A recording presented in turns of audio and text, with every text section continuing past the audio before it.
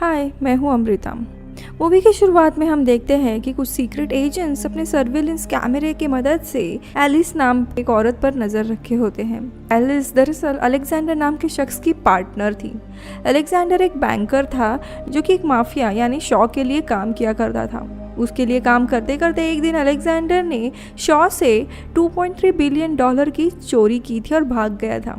इसके बाद शॉ अलेक्जेंडर की तलाश में लग गया था। इतना ही नहीं, अलेक्जेंडर ने ब्रिटिश गवर्नमेंट को भी 700 मिलियन डॉलर का टैक्स नहीं भरा था और इसी कारण से अब ब्रिटिश गवर्नमेंट के इंस्पेक्टर जॉन भी उसकी तलाश में होता है। अलेक्जेंडर को अब गायब हुए 2 साल हो गए थे और वो अपने पार्टनर एलिस को बिना बताए गायब हुआ था। लेकिन पुलिस को शक था कि एलिस अलेक्जेंडर के बारे में जानती है और अभी अलेक्जेंडर एलिस को कांटेक्ट करने की कोशिश कर सकता है जिससे वो अलेक्जेंडर को पकड़ सकता है। अब प्रेजेंट में आते हैं जहाँ पे पुलिस को खबर थी कि एलिस को अलेक्जेंडर ने कांटेक्ट करके फ्रांस में मिलने के लिए बुलाया था, इसीलिए एलिस फ्रांस आई होती है और इसीलिए वो उस पर नज़र रखे थे। यहाँ पे एलिस को भी पता होता है कि उस पर नजर रखी जा रही है, लेकिन फिर भी वो अपने फेवरेट कैफे में आती है। जब वो वहाँ पे बैठी हुई थी तभी एक आदमी आके एलिस को एक एनवलप दे जाता है। ये एनवलप दरअसल अलेक्जेंडर का ही लेटर था। इस लेटर को पढ़ने के बाद एलिस मानो खुश होती है, जिसे जॉन समझ जाता है कि ये अलेक्जेंडर का ही खत है। यहाँ पे अलेक्जेंडर जहाँ पे भी छुपा हुआ था उसे भी पता था कि एजेंट्स एलिस पर नजर रखे हैं, इसीलिए वो एलिस को चालाकी से अगले दिन 8:22 पर एक स्टेशन से वीनस जाने के लिए ट्रेन पकड़ने के लिए कहता है। आगे वो बताता है कि ट्रेन में एक ऐसे आदमी के पास बैठना जो कि मेरे तरह दिखता हो और अंत में उसे लेटर जलाने के लिए कहता है। फिर एलिस बिल्कुल ऐसा ही करती है। स्टेशन की तरफ निकलने से पहले वो लेटर जला देती है। इस लेटर को जला दे एक एजेंट उसके पास भागते हैं और सबूत की तलाश में वो लेटर की जली हुई राख को अपने साथ लैब लेके जाते हैं। तभी एजेंट्स को वहाँ पे एक डिलीवरी पर्सन पर शक हो जाता है कि शायद वही अलेक्जेंडर हो सकता है, इसीलिए उसे पकड़ते हैं, लेकिन वो नहीं होता। बाकी एजेंट एलिस का पीछा करते हैं और स्टेशन के सबवे के पास पहुँचते हैं, लेकिन जब तक एजेंट सबवे तक पहुँच पाते वहाँ पे बहुत ही भीड़ हो गई थी और यही मौका देख एलिस ट्रेन में चढ़ जाती है। अब यहाँ पे जॉन के ऑफिस में हम देखते हैं उसके इन्वेस्टिगेशन से खुश नहीं होते क्योंकि अब तक अलेक्जेंडर को पकड़ने के लिए करीब 1 मिलियन डॉलर खर्च हो चुके थे, लेकिन आज तक वो हाथ नहीं आया है। उन्हें शक होता है कि अलेक्जेंडर ने प्लास्टिक सर्जरी की मदद से अपना चेहरा बदल लिया है और इसी कारण से जॉन का बॉस उसे केस क्लोज करने के लिए कहता है, पर जॉन फिर भी सीक्रेटली अपना मिशन चालू रखता है और वो उस राख को जोड़ता है और उसे पता चलता है कि एलिस कहाँ गई है। अब ये इन्फॉर्मेशन मिलते ही जॉन के सारे एजेंट उस ट्रेन में चढ़ जाते हैं और दूर से ही एलिस पर नजर बनाए रखते हैं। अब यहाँ पे एलिस प्लान के हिसाब से अलेक्जेंडर की तरह दिखने वाले आदमी को ढूंढने लगती है और उसकी आंख फ्रैंक से मिलती है। फ्रैंक उसे देख के मुस्कुराता है, इसीलिए वो उसके साथ ही जाके बैठती है। दोनों में बातचीत शुरू होती है और फ्रैंक बताता है कि वो दरअसल मैथ्स टीचर है जो इटली एज अ टूरिस्ट आया है और इनकी दोस्ती होती है। वही एजेंट सीक्रेटली फ्रैंक की पिक्चर लेकर जॉन को रिपोर्ट करते हैं और जॉन यहाँ पे फेशियल रिकॉग्निशन सिस्टम में उसकी पिक्चर स्कैन करता है, लेकिन उसका अलेक्जेंडर के साथ दूर दूर तक कोई भी चेहरा मैच नहीं होता। लेकिन यहाँ पे जॉन को शक होने लगता है कि जिस तरीके से एलिस फ्रैंक के साथ फ्लर्ट कर रही है यही अलेक्जेंडर हो सकता है। इसीलिए वो तुरंत इटली के इंटरपोल को कॉल करता है और वेनिस स्टेशन पर एजेंट तैनात करने के लिए कहता है उन्हें पकड़ने के लिए। और वो बाकी बची हुई राख को जोड़ने के बाद उसे पता चलता है कि अलेक्जेंडर ने एलिस को ऐसे आदमी के पास बैठने के लिए कहा था जो बिल्कुल उसी की तरह दिखता हो। यानी जॉन को पता चलता है एलिस का फ्रैंक से बात करना, उसके साथ फ्लर्ट करना ये अलेक्जेंडर का ही प्लान था। यानी फ्रैंक अलेक्जेंडर नहीं है, इसीलिए उसे पकड़ने के ऑर्डर वो वापस ले लेता है। अब गाड़ी वेनिस स्टेशन पर आती है और स्टेशन से उतरने के बाद एलिस फ्रैंक को अपने साथ बोट पे लिफ्ट ऑफर करती है। इस पूरे जर्नी में एलिस फ्रैंक के साथ बहुत ही फ्लर्ट कर रही होती है और फ्रैंक को भी वो बहुत पसंद आने लगती है और वो उसे अपने होटल कुछ समय बिताने के लिए इनवाइट करती है। फ्रैंक भी उसे एक्सेप्ट करता है। अब होटल में चेक इन के दौरान एलिस फ्रैंक को अपने पति के बारे में बताती है। जिसे सुनकर फ्रैंक हैरान होता है। अब यहाँ पे होटल रूम में आने के बाद एलिस को अलेक्जेंडर की तरफ से कुछ गिफ्ट्स मिलते हैं और आज से 2 दिन के बाद होने वाली एक पार्टी का इनविटेशन भी होता है। यानी एलिस बिल्कुल अलेक्जेंडर के प्लान के अनुसार ही चल रही थी। उसी दौरान चेकिंग करते समय एक आदमी एलेक्स को काफी अजीब तरीके से देखने लगता है। वही जॉन के एजेंट भी उसका पीछा करते हुए वहाँ पे पहुँच गए थे और उन्हीं के बीच में माफिया शॉ का भी एक आदमी होता है जो फ्रैंक के पिक्चर अलेक्जेंडर समझकर माफिया शॉ को खबर कर देता है कि यही अलेक्जेंडर है। लेकिन एलिस और वो किस होटल में है ये नहीं बताते, इसीलिए शॉ के आदमी शुरुआत में अलग अलग होटल में अलेक्जेंडर को ढूंढने लगते हैं। तो वही दूसरी जगह हम फ्रैंक को देखते हैं जो एलिस के लिए गिफ्ट देखकर समझ जाता है कि एलिस के लाइफ में और भी कोई है। और डिनर के दौरान एलिस फ्रैंक को सच बता देती है कि वो यहाँ पे अपने पार्टनर को मिलने आई है, जिसे सुनकर फ्रैंक को बहुत ही बुरा लगता है। वही एलिस का पीछा करते हुए एजेंट्स होटल तक पहुँच जाते हैं और दूर से उन पर नजर बनाए रखते हैं। एलिस अब भी अलेक्जेंडर का प्लान फॉलो कर रही होती है, यानी फ्रैंक के साथ समय बिताना ये दरअसल अलेक्जेंडर का ही प्लान होता है। अब यहाँ पे उसे एजेंट को गुमराह करना था, इसीलिए वो जानबूझ के फ्रैंक को एक पैशनेट किस कर देती है, जिसे एजेंट भी देख लेते हैं। पर उसी समय माफिया शॉ के आदमी की नजर एलिस पर पड़ जाती है और वो फ्रैंक को ही अलेक्जेंडर समझते हैं और फ्रैंक ना चाहते हुए भी इन सब में फंसता जा रहा था। अब अगले दिन वो देखता है कि एलिस उस होटल से चली गई है और कुछ देर के बाद अलेक्जेंडर को ढूंढते हुए शॉ के आदमी वहां पे पहुंच जाते हैं और फ्रैंक को गन पॉइंट पे रख के किडनैप करते हैं। लेकिन यहाँ फ्रैंक चालाकी से शॉ के आदमी से बचकर खिड़की से भाग जाता है और फ्रैंक उनसे बचने के लिए छत से नीचे कूद जाता है एक फ्रूट के शॉप पर, लेकिन गलती से वो पुलिस को पानी में गिरा देता है। अब पुलिस को धक्का देने के जुर्म में फ्रैंक को पकड़ लिया जाता है। फ्रैंक बहुत ही सीधा आदमी होता है, इसीलिए जब उससे पूछताछ करता है तब वो अपनी सारी कहानी बता देता है कि कैसे कुछ लोग उसे अलेक्जेंडर समझकर शूट करने की कोशिश कर रहे हैं, पर पुलिस उसके बातों पर यकीन नहीं करती और उसे जेल में डाल देती है।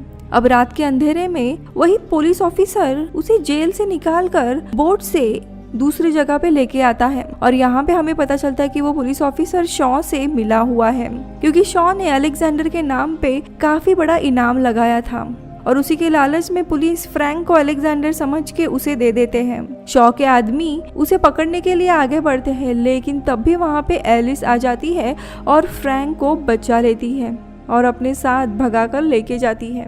और एलिस फाइनली उसे सच्चाई बताती है कि वो उसके साथ समय बिता रही है, इसीलिए सब लोग उसे अलेक्जेंडर समझ रहे हैं और वो उसे इसमें फंसाने के लिए माफी मांगती है। लेकिन मानो फ्रैंक को इस बात से कोई फर्क ही नहीं पड़ रहा था, क्योंकि उसे एलिस काफी पसंद आने लगी थी। उसे भी फ्रैंक काफी पसंद आने लगा था और वो उसे और मुश्किल में नहीं डालना चाहती थी, इसीलिए वो फ्रैंक को काफी चालाकी से एयरपोर्ट के पास छोड़ देती है और खुद किसी गवर्नमेंट के बिल्डिंग में जाके विजिट करती है। और उस गवर्नमेंट के बिल्डिंग में जाने के बाद हमें एलिस की रियल पर्सनालिटी पता चलती है। दरअसल एलिस ब्रिटिश की ही सीक्रेट एजेंट थी, जिसका अंडरकवर मिशन था अलेक्जेंडर को पकड़ना। लेकिन अलेक्जेंडर को पकड़ने के बजाय वो उसके ही प्यार में पड़ गई थी और अचानक से एक दिन अलेक्जेंडर के साथ वो भाग गई थी। अब इस बात को ऑलमोस्ट 2 साल हो गए थे, अलेक्जेंडर का कोई भी अता पता नहीं था। लेकिन अब एलिस को फ्रैंक पसंद आने लगा था और फ्रैंक को प्रॉब्लम ना हो, इसीलिए एलिस डिसाइड करती है कि वो ऑफिसर जॉन के साथ ही मिलकर जो अगले दिन पार्टी होने वाली है, जिसका इनविटेशन अलेक्जेंडर ने दिया था, उसी पार्टी में वो अलेक्जेंडर को पकड़वा देगी। तो वहीं दूसरी जगह हम फ्रैंक को देखते हैं, जो एलिस के प्यार में पूरा डूब चुका था और वो एलिस को आसानी से छोड़ने वाला नहीं होता। और तभी उसे उस पार्टी के इनविटेशन के बारे में याद आता है, इसीलिए वो भी उसी पार्टी में आ जाता है। अब यहाँ पे पार्टी के दौरान वही आदमी जो होटल में एलिस को काफी देखे जा रहा था, वो एलिस के लिए एक टेबल पर एनवेलप छोड़ के जाता है।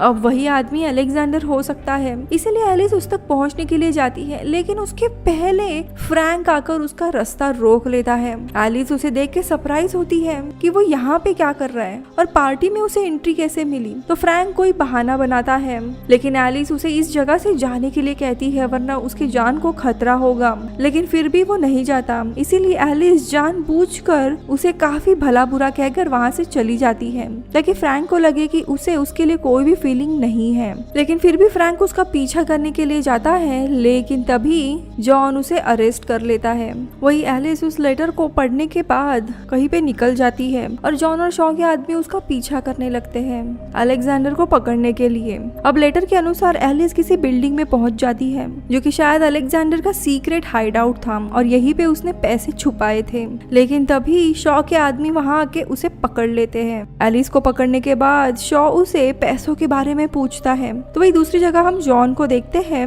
जिन्होंने फ्रैंक को तो पकड़ा था और वो एलिस और शॉ के ऊपर नजर रखे होते हैं इसी उम्मीद में कि अलेक्जेंडर जरूर एलिस को बचाने के लिए आएगा। यहाँ पे शॉ के आदमी एलिस को बहुत ही बुरी तरीके से टॉर्चर करने लगते हैं। जॉन और फ्रैंक ये सब कुछ देख रहा होता है, ये सोच के कि शायद अलेक्जेंडर उसे बचाने के लिए आएगा। फ्रैंक से ये सब कुछ देखा नहीं जाता, इसीलिए वो किसी तरह चुपचाप हथकड़ी से अपने हाथ खोलता है और एलिस को बचाने के लिए चला जाता है। वही दूसरी जगह एलिस अपनी जान बचाने के लिए अलेक्जेंडर की तिजोरी के बारे में बता देती है, पर उसका कोड उसे पता नहीं होता। लेकिन शॉ को एलिस पर भरोसा नहीं होता, इसलिए वो कोड के बदले में एलिस को मारने लगता है। लेकिन तभी वहाँ पे फ्रैंक आ जाता है जो एलिस को बचाने के लिए खुद को अलेक्जेंडर बताता है और आगे कहता है कि तुम सबसे बचने के लिए मैंने प्लास्टिक सर्जरी करवाई थी।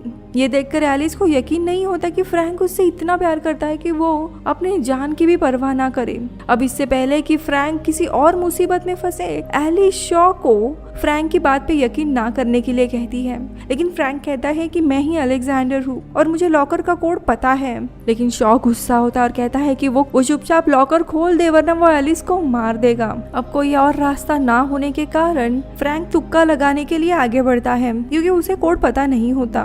वो एलिस के पास से गुजरता है, ये उनका आखिरी पल हो सकता है, इसीलिए एलिस फ्रैंक को बताती है कि वो भी उसे काफी पसंद करती है। और फ्रैंक आगे बढ़ता है और जैसे ही कोड एंटर करने जा ही रहा होता है वहाँ पे जॉन का सीनियर आ जाता है और स्नाइपर से माफिया शॉ को शूट करने के ऑर्डर्स दे देता है और देखते ही देखते जॉन के आदमी शॉ के सारे आदमियों को मार देते हैं। फिर उसके बाद जॉन और उसके एजेंट उसी जगह पे चले जाते हैं और वो एलिस से माफी मांगता है कि अलेक्जेंडर की तलाश में उसने एलिस की जान बचाई नहीं, क्योंकि उसे पूरा यकीन था कि अलेक्जेंडर उसे बचाने के लिए जरूर आएगा, लेकिन वो नहीं आया।